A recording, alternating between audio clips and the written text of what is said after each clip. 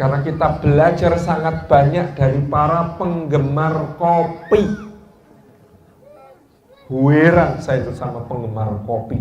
Kopi yang digiling Pak, bukan yang digunting. Itu teman-teman penggemar kopi yang digiling itu, kalau mau minum kopi Pak, Masya Allah, mereka itu cara mensyukuri kopinya apa yang diketahui? Dia merasa harus tahu ini kopi spesiesnya apa, varietasnya apa, jenis bijinya apa, tumbuh di dataran tinggi mana, berapa meter di atas permukaan laut, berapa curah hujannya, berapa tekanan udaranya, seperti apa profil tanahnya, seperti apa profil iklimnya, di daerah mana, berapa garis lintangnya, berapa garis bujurnya, tumbuhnya seperti apa, alami atau dibudidayakan. Lalu harus tahu pada usia berapa pohonnya berbuah, ini panenan dari pohon usia berapa, buahnya dipanen dalam usia berapa, profil panennya seperti apa, pengeringannya seperti apa, seleksinya dipilih apa, full wash atau apa. Setelah itu dia mesti tahu profil roastingnya, sangrainya seperti apa, apakah light atau light to medium, atau medium to dark, atau dark, atau first crack. Ngerti itu, lalu ngerti nanti profil grindingnya, digiling itu sehalus apa, cocoknya untuk disajikan dengan metode apa, V60 drip, Vietnam drip, kopi Vietnam cyanida drip. Wow. Lalu dia pengen tahu baristanya yang kemudian akan menyajikan untuknya, latar pendidikannya seperti apa, level masternya seperti apa, lalu disajikannya seperti apa, finishing touch-nya seperti apa, pakai campuran apa, macam-macam. Itu untuk mensyukuri kopi. Ketika minum, antara orang yang ngerti dengan yang nggak ngerti beda. Yang nggak ngerti kopi pahit, ngono ae. Tapi kemudian yang ngerti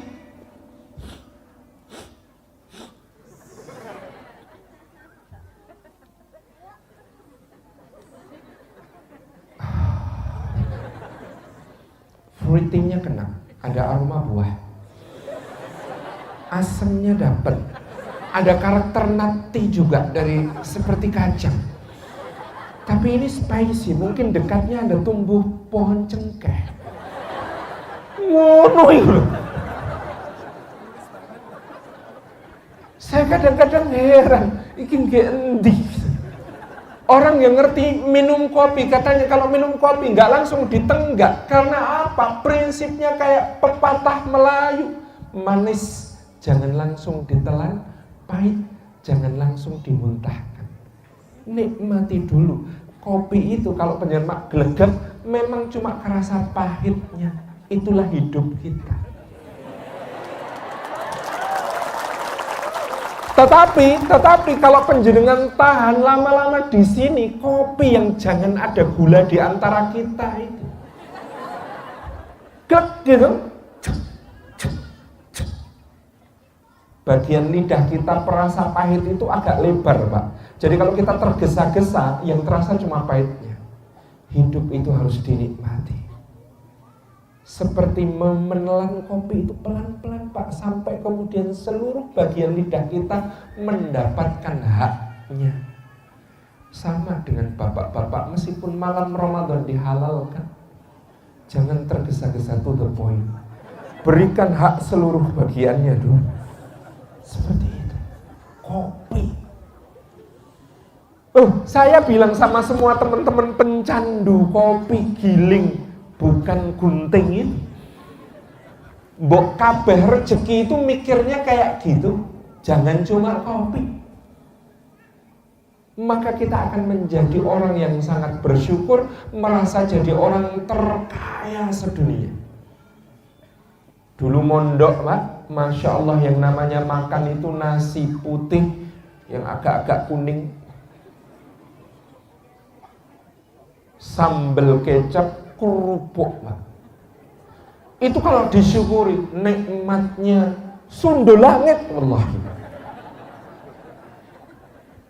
Lah gimana nggak disyukuri? Masya Allah, ya Allah, panjenengan mau maringi rezeki kepada saya, hamba penuh dosa namanya Salim ini. Kok yang engkau memerintahkan?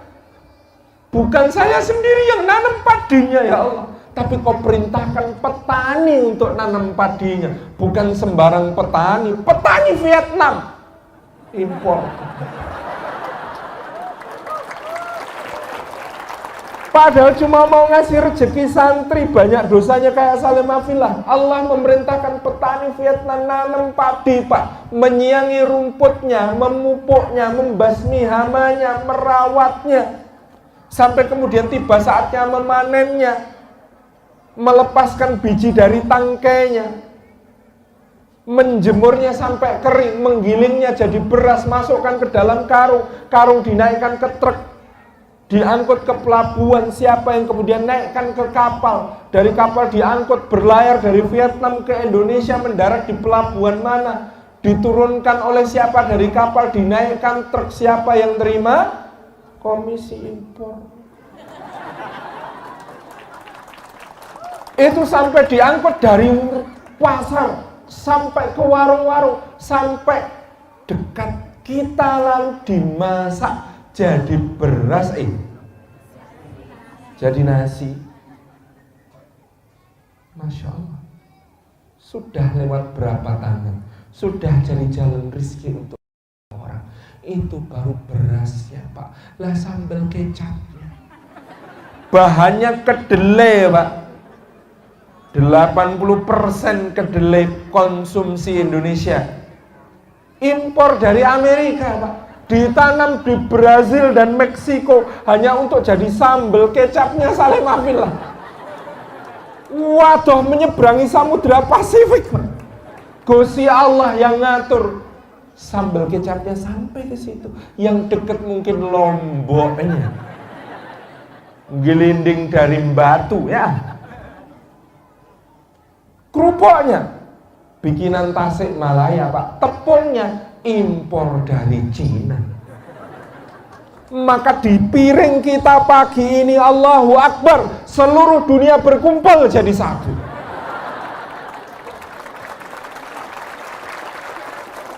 Orang kalau mau tafakur sedikit, Pak, rasa syukurnya tumpah ruah luar biasa.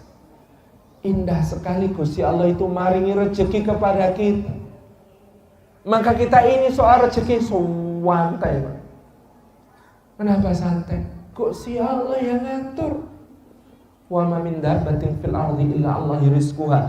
Tidak ada yang melata di atas bumi melainkan Allah yang menjamin rezekinya.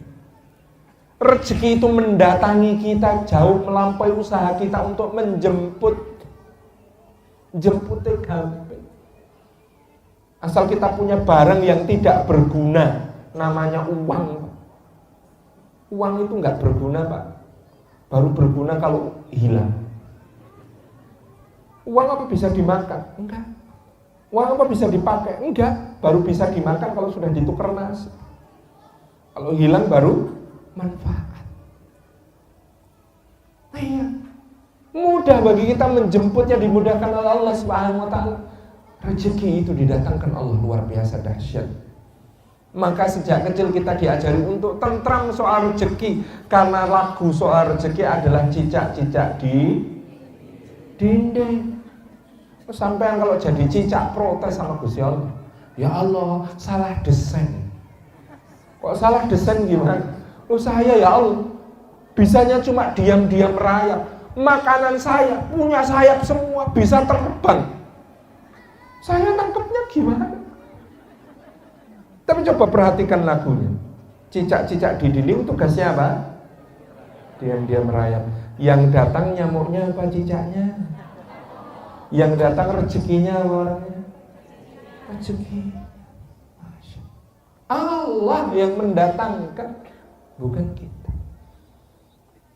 Dan rezeki itu bukan ongko duitnya. Namun ongko duit itu banyak orang punya angkane, gak ngerasa itu. Makanan yang enak, mahal, lezat bisa dibeli Pak, tapi nikmatnya makan Allah yang bagi-bagi. Saya pernah duduk di satu kursi kelas bisnisnya Garuda Indonesia tahun 2008. Terpaksa, nggak kebagian kelas ekonomi, belinya mepet. Tapi kok enak. Dan untuk saya yang waktu itu lebih muda daripada sekarang, ngurangi godaan Pak. Karena kalau naik Garuda waktu itu di kelas bisnis itu nggak ketemu pramugari, ketemunya budenya pramugari yang sudah senior, budenya itu. Di samping saya duduk bapak-bapak umurnya akhir 50-an. Ketika kemudian disajikan makanan Pak, makanannya itu saemploan. Karena saya ini cah desa, semuanya enak, adanya enak sama enak banget. Emplok, enak banget. Saya itu lahap makannya. Sebelah saya bapak ini megang gelas isinya air putih, ngeliatin saya dengan pandangan senewen. Maka saya nyuwun periksa, Pak, mboten dahar Pak, nggak makan Pak. Kata bapak itu, nasib deh. Loh, nasib dos pundi Pak? Waktu muda itu pengen makan enak, nggak kuat beli ya deh. Maklum zaman perjuangan. Nah, sekarang mau kuat beli itu nggak boleh sama dokter. Oh iya tuh Pak, letus pundi mau makan gurih kata dokter jangan Pak kolesterolnya. Mau makan manis kata dokter jangan Pak diabetesnya. Mau makan asin kata dokter jangan Pak hipertensinya. Mau makan kacang saja loh deh kata dokter jangan Pak asam uratnya. Selidik punya selidik Bapak Ibu yang dirahmati Allah. Beliau direktur utama sebuah BUMN, bukan pusat penelitian kopi dan kakao. Gajinya 200 juta per bulan Pak. Sampai yang mau gaji 200 juta, nggak boleh makan manis, nggak boleh makan gurih, nggak boleh makan asin, nggak boleh makan kacang. Loh, ya Allah.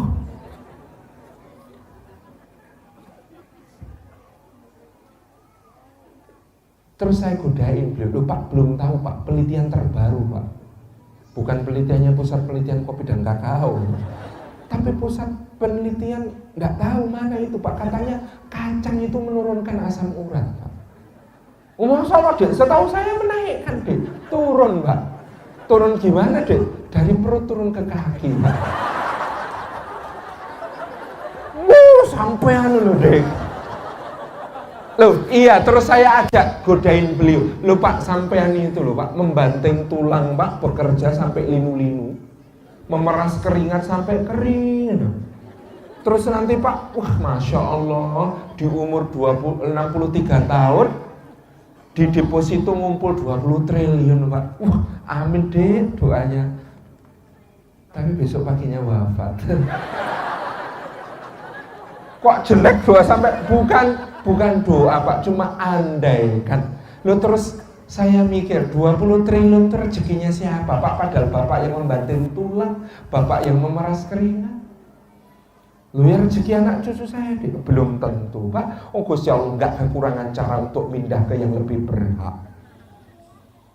Oh iya tadi kandiannya. Iya deh. Oh terus itu bukan rezeki saya deh, enggak tahu. Oh, supaya jadi rezeki saya gimana, Dik? Ada.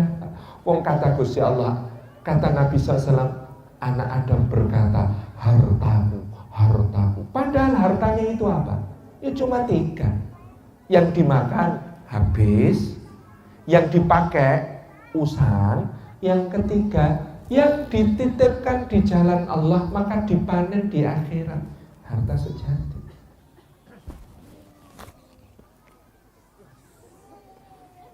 Sampun dapat amplop belum? Belum. Panitia tolong dibagikan amplopnya. Ini amplop untuk titip. Tuh, kami pernah belajar dari seorang hartawan di Jogja namanya Haji Ismail. Haji Ismail ini pemilik batik terang bulan. Beliau itu Masya Allah Tabarok Rahman, ini orang lomo ora ketulungan. Masjid dibangun, musola dibangun, panti asuhan dibangun, didanai, jalan kampung dibikinkan, ma'had dibantu, gitu ya. Semua amal soleh fisabilillah itu beliau terlibat, sehingga anak-anak muda datang ke beliau kemudian nembung, jimbok kami diajari supaya tidak cinta dunia, tidak cinta harta. Kata Ji Ismail, salah alamat deh. Kok salah alamat dos pun Ji? Oh, sini ini rumahnya orang yang cinta banget Ji sama hartanya. Loh, tidak mungkin jika kami lihat sendiri Ji Ismail itu kalau sama harta cancul nyah-nyoh. Masjid dikasih, panti asuhan dikasih, Ibnu Katsir dikasih, majelis tua dikasih, Palestina dikasih, Rohingya dikasih, ngendi-ngendi dikasih. Terus putih, kok bisa? Loh, itu karena saya saking cintanya sama harta saya, Dek. Harta itu jangan sampai ditinggal, Dek. Eman-eman. Kalau disimpan di bank, itu namanya sampai ninggal harta. Eman-eman, Dek. Wah, hasil bekerja kita ini. Kalau nanti cuma jadi rebutannya anak cucu waris, Dek. Eman-eman. Wong kabeh itu ada jatahnya rezeki masing-masing. Wong yang golek awake dhewe kok dikasihkan anak cucu. Eman-eman, Dek. Kalau bisa harta kita itu kita pek sendiri. Loh, caranya ngepek gimana sih? Nah itu dititip, Dek. Titip panti asuhan, titip pesantren, titip Ibnu Katsir, titip majelis duha, titip anak yatim, titip fakir miskin, titip pendidikan, titip tahfidzul Quran. Itu titip. Loh, bukan ngasih lah. Oh, nak aja ngasih, nyarinya susah kok ngasih. Titip. Berapa yang mau dititipkan?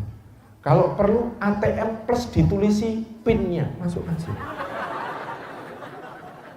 Ya sik ana isine, saldone habis ya jangan.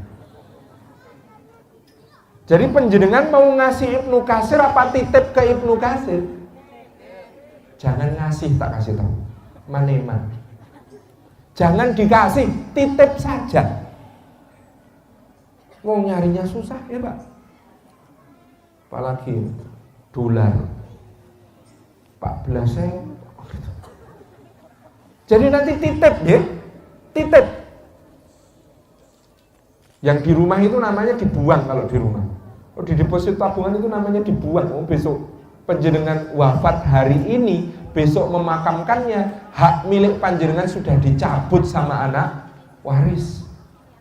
Kalau di Jogja kalau ada orang meninggal hari ini, memakamkannya besok, itu biasanya nanti keluarga akan menyampaikan, mohon maaf Bapak Ibu, jenazah Bapak akan dimakamkan besok, maka oleh karena itu pada malam hari ini jenazah akan diinapkan di rumah duka. Panjenengan kalau nginap di rumah sendiri apa di rumah orang? Di rumah orang loh. Kalau di rumah sendiri tidak disebut nginep loh. Loh, pada rumah itu sertifikatnya atas nama yang meninggal. Itu malam itu karena dia sudah tidak bernyawa padahal badannya masih di situ, itu disebut diinapkan. Cepat sekali hak milik kita itu dicabut begitu ruh kita diambil sama Allah. Pun banyak-banyakin titipannya, Pak. Biar sisi Allah kayak Ji Ismail bisa kita tagih. Ya Allah, kemarin titip sama Ibnu Katsir, lah mana katanya lipat 700 kali. Ini saya tagih. Itu tagihan sejati besok di akhirat. Titip mawon, mboten sah memberi. Maka saya tidak setuju Yayasan Ibnu Katsir yang mulia dan lain sebagainya untuk kemudian minta kepada Bapak Ibu. Mboten sah, jangan minta. Umumkan mawon sinten badhe titip yang gagah. Kayak Joko Karyan itu kalau renovasi nggak pernah bikin proposal, cuma pasang spanduk. Mohon maaf ibadah Anda terganggu, masjid sedang direnovasi, bawahnya nomor rekening. Nggak ada permintaan. Wong sing butuh sedekah itu kita. Yang butuh titip itu kita supaya besok bisa kita tagih di sisi Allah Subhanahu wa taala. Pun besok bisa nagih, sekarang titip mawon, gampang. Masya Allah, tabarakallah. Sampun tampi amplop.